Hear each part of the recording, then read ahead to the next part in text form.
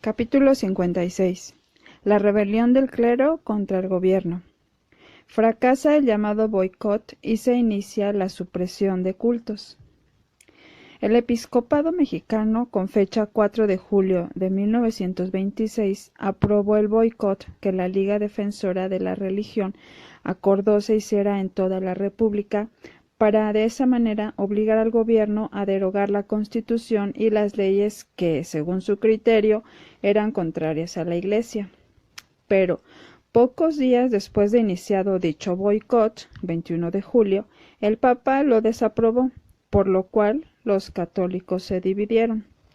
Unos eran partidarios de la obediencia al sumo pontífice de la cristiandad y otros de que se siguiera en pie la medida adoptada.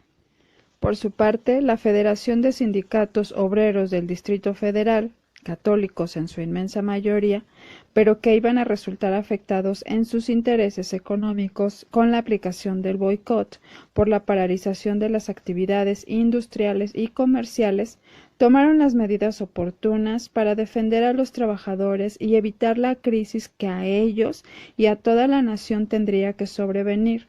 Entre otras cosas, hicieron una gran manifestación de solidaridad con el gobierno y de mostrar su apego a la ley.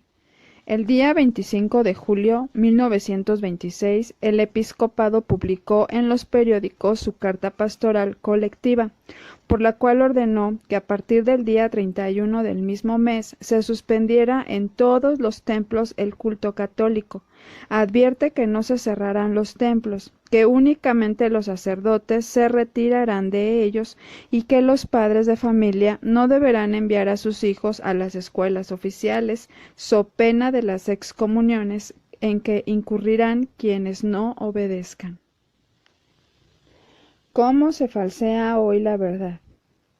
Lo que antes hemos referido es la verdad, que puede demostrarse con los documentos que obran publicados bajo la firma de los prelados en los periódicos de aquellos años.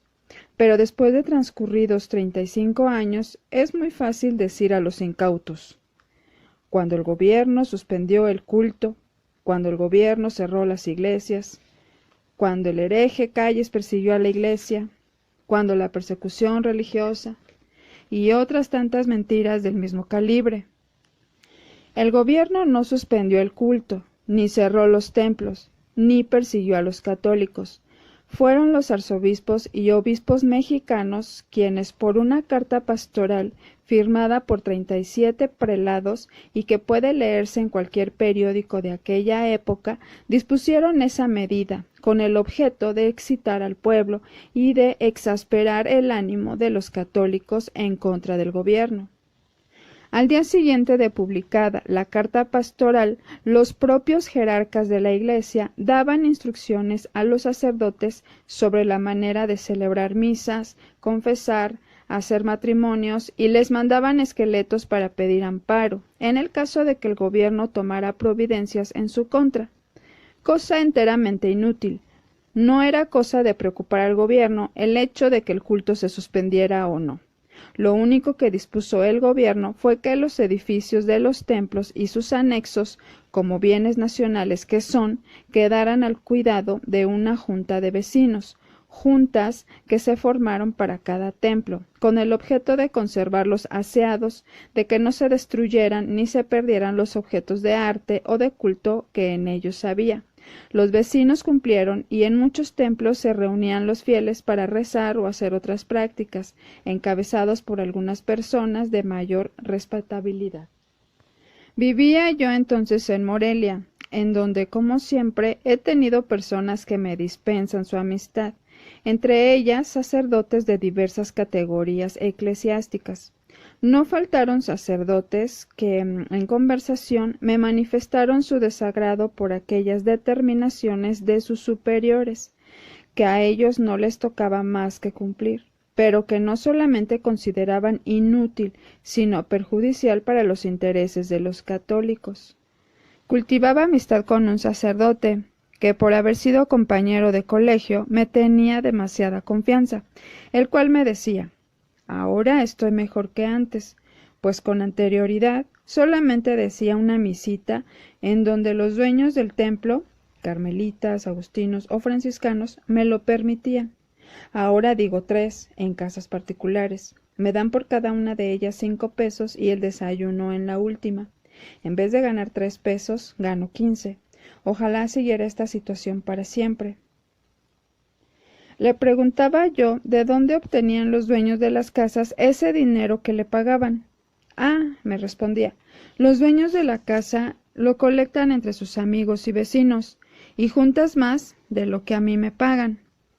La suspensión del culto en los templos era para mi amigo y sus amigos un buen negocio, mayor si se trataba de bautismos o matrimonios, por los cuales la tarifa aumentaba, por aquello de la persecución religiosa. Es que los mexicanos sabemos hacer muchos negocios y este era uno y muy bueno.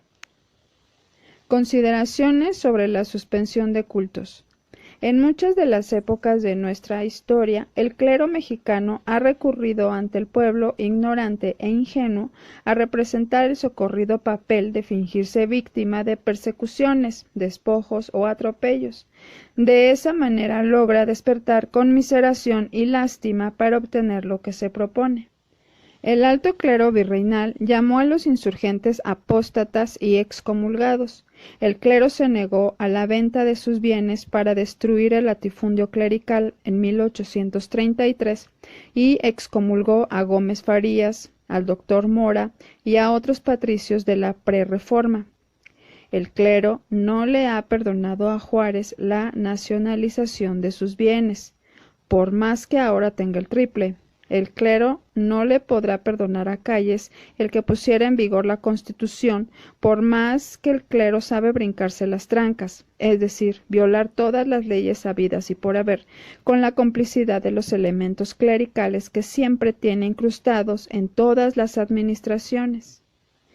Pero hace 35 años la Constitución todavía tenía pocos años y aún no había entrado en el alma nacional, y era fácil, o por lo menos así creía el episcopado, que con una nueva guerra de 3 años, como la que había promovido en 1858 y que encabezaron Zuloaga, Miramón, Márquez, Osoyo y otros conservadores, les sería fácil derrumbar al gobierno y derogar la suprema ley. Pero si no se había podido en aquel tiempo, menos se iba a poder en este. El clero se aprovechaba de las guerras intestinas que habíamos sufrido en aquellos años del 20 contra Carranza y del 24 contra Obregón. Pero no obstante el doloso derramamiento de sangre revolucionaria, había todavía restos suficientes para enfrentarnos en contra de una revuelta clerical. Da principio la lucha cristera. Viendo el alto clero católico que, en su afán de desprestigiar al gobierno, no le habían dado ningún resultado favorable, ni el llamado boicot, que más que en contra del gobierno iba a afectar a los humildes trabajadores, en su mayoría católicos, ni la suspensión de cultos en los templos, ya que estos siguieron en las casas particulares en las que se improvisaron oratorios para quienes podían pagar su cuota de entrada a la misa. Entonces recurrió a otra medida, la rebelión armada. Para prepararla con algún viso de razón, el episcopado mandó al Congreso de la Unión, con fecha 6 de septiembre de 1926, un ocurso, pidiendo fueran derogados algunos artículos de la Constitución y modificados otros, según su criterio. El Congreso se negó a ello, pues claro está que no era fácil ajustar la legislación a un criterio de la época de Felipe II. Estamos seguros de que los mismos miembros del alto clero jamás pensaron en que su proposición sería aceptada. Lo que deseaban era tener un pretexto para poder lanzar a los fanáticos a la lucha armada. El 29 de octubre de 1926 lanzó el grito de rebelión cristera en el estado de Guanajuato el llamado general Rodolfo Gallegos, que empezó a operar por algunos poblados del Bajío. Como si esa hubiera sido la señal convenida, en los primeros días del mes de enero de 1927 empezó la rebelión en los Altos de Jalisco, habiendo sido tomadas algunas poblaciones de aquel rumbo, haciéndose fuertes en la población de Atotonilco, Jalisco, de donde fueron desalojados, después de un reñido combate, el 20 del propio mes. 3 curas encabezaron la revuelta cristera: los curas Ángulo y Pedrosa en la región alteña y el cura Torres en la zona de Cualcomán, Michoacán. 3 fueron los estados en donde cundió esta asonada: Guanajuato, Jalisco y Michoacán. El hecho más bochornoso de esta lucha fue el que cometieron los curas Ángulo y Pedrosa, atacando el tren de pasajeros que venía de Guadalajara a México, asalto sufrido entre las poblaciones de Ocotlán y La Barca. Las chusmas capitaneadas por tales ministros de Jesucristo mataron sin piedad a los pasajeros, robaron los caudales que en el tren se conducían a México, y algunos viajeros, entre otros algunos de origen norteamericano, perdieron la razón, pues el convoy fue incendiado después de robar y asesinar al pasaje.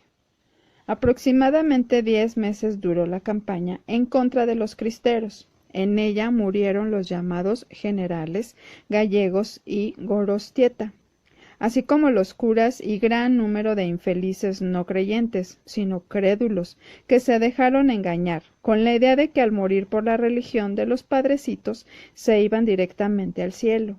Aplacaron aquella rebelión las tropas mandadas por los generales Lázaro Cárdenas en Michoacán y Andrés Figueroa en Jalisco, y al lado de estos otros valientes militares.